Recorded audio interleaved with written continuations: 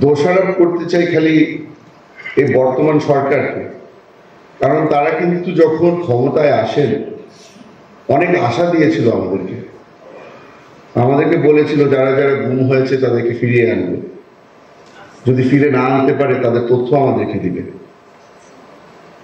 তথ্যর পরে তারা বিচার প্রক্রিয়া শুরু করবে।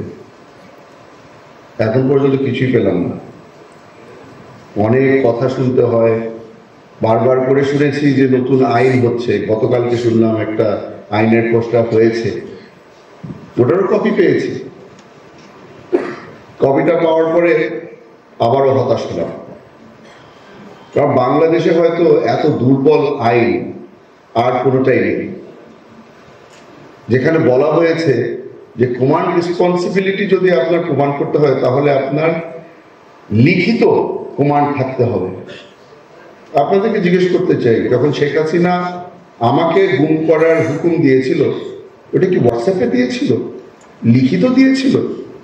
কোন ফাইলে খুঁজে পাওয়া যাবে? পাওয়া যাবে না।